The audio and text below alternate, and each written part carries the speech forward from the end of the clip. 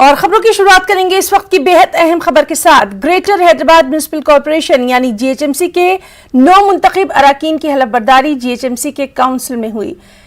TRS की विजय Lakshmi mayor मुंतखब की गई, जबकि टीआरएस की ही श्रीलता रेड्डी को डिप्टी मेयर के लिए मुंतखब किया गया। हैदराबाद में एमआईएम के हेडक्वार्टर दारुस्सलाम में पार्टी सदर असदुद्दीन ओवैसी की सरबराही में आज हुई मीटिंग में मजलिस ने टीआरएस की मेयर को अपनी हिमायत देने का फैसला किया था। काउंसिल में बीजेपी कॉरपोरेटर्स ने जय श्री राम के नारे लगाए, जबकि टीआरएस के कॉरपोरेटरों ने जय तेलंगाना के नारे लगाए। टीआरएस 56 वार्ड्स पर कब्जा करके सबसे बड़ी पार्टी है। बीजेपी 48 सीटें हासिल करके दूसरे नंबर पर है।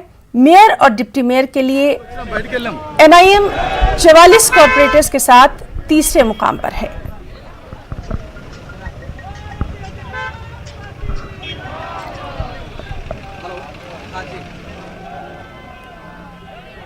तो नाज़रीन, ये आप बराह रास्त तस्वीर देख रहे हैं। इस वक्त जो हलचल है जीएचएमसी में, टीआरएस की विजय लक्ष्मी मेयर मुंतखब की गई हैं। टीआरएस की ही श्रीलता रेड्डी को डिप्टी मेयर के लिए मुंतखब किया गया है। तो बेहद अहम इस वक्त की खबर। और चलिए मजीद अपडेट के लिए सीधे रुख करेंगे हमारे नुमाइंदे अब्दुल अजीम का।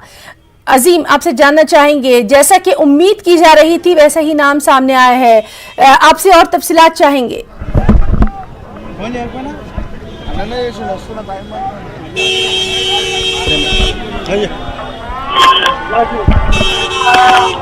अजीम, आपको मेरी आवाज आ रही है? हेलो। तो नाज़रीन, हम बात करने की कोशिश कर रहे हैं। हमारे साथ हमारे साथी अजीम लगातार हमें अपडेट दे रहे हैं। अजीम, आप मुझे सुन पा रहे हैं? हाँ जी हिना, बताइए। जी, इस वक्त की हम आपसे तफसीलात जानना चाहेंगे। जैसा कि उम्मीद थी बिल्कुल वैसा ही यहाँ पर नजारा देखने में आया।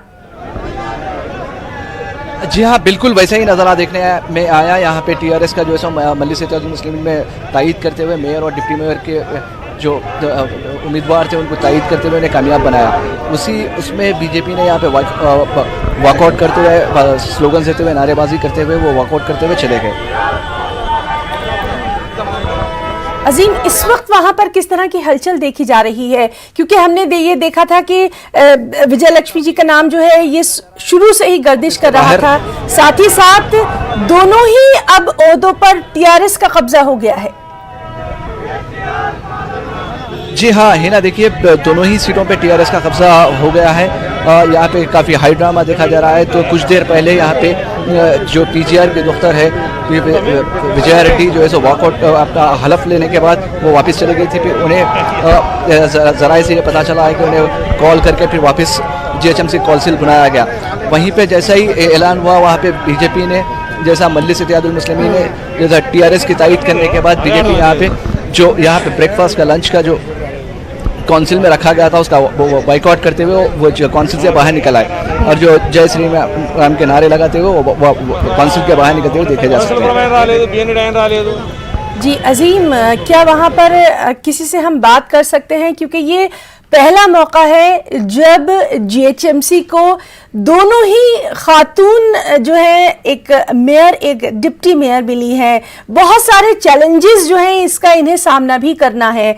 बहुत सारी जो तरक्याती काम हैं और भी हैदराबाद को किस तरह से आगे ले जाना है, बहुत सारे अभी इनके आगे मुश्किलात भी रहेंगी। इस सिलसिले में क्या हम किसी से बात कर सकते हैं?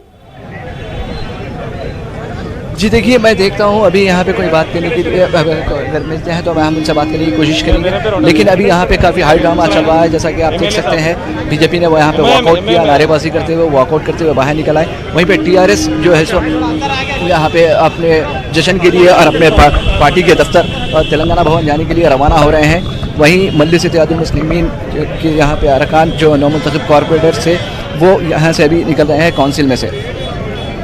जी, और अजीम, जिस तरह से हम एक सियासी ड्रामा इस वक्त जो देख रहे हैं, इससे पहले भी हम लगातार देख रहे थे कि एमआईएम की तरफ से भी कुछ इसी तरह के बयानात आ रहे थे, लेकिन आज सुबह जो अहम मीटिंग हुई है दारुस्सलाम में, उसके बाद ये फैसला लिया गया कि हाँ टीआरएस को सपोर्ट किया जाएगा। इसके ताल्लुक से कोई जानकारी? जी देखिए, सुबह से ही यही चल रहा था कि पेशकशी की जा रही थी कि मजलिस इत्तेहादुल मुस्लिमीन क्या फैसला लेती है और उसका क्या मौक़िफ़ रहता है। सदर मजलिस बैरिस्टर असदुद्दीन ओवैसी यहाँ पे जो है इजलास करने वाले थे, लेकिन वो कुछ वजूहात की वजह से यहाँ पे नहीं आए।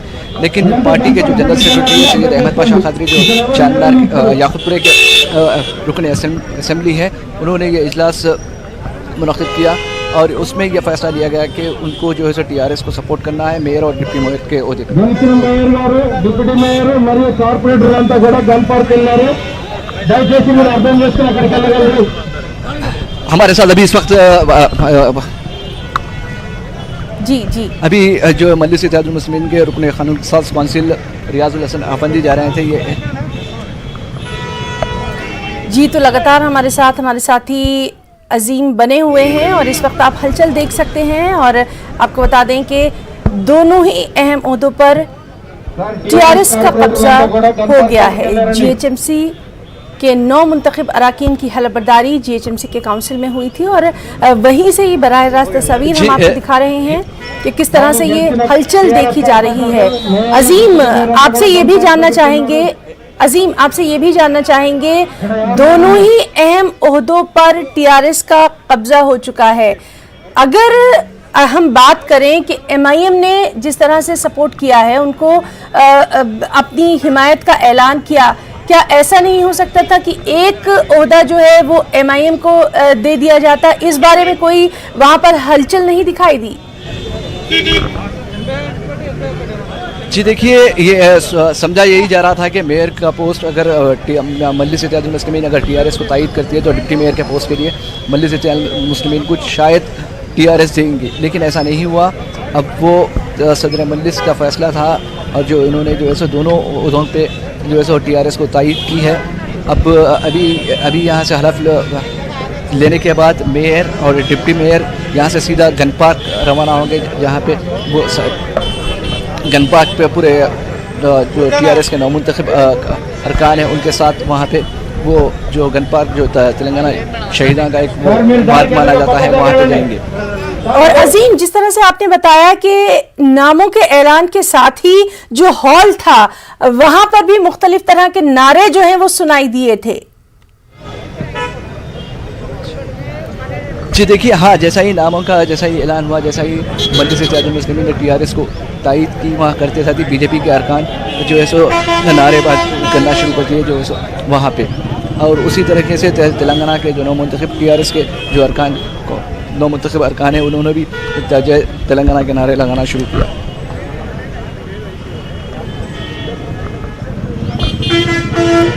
जी अजीम, तो बहुत बहुत शुक्रिया आपका अदा करना चाहेंगे तमाम तर तफसीली जानकारी के लिए।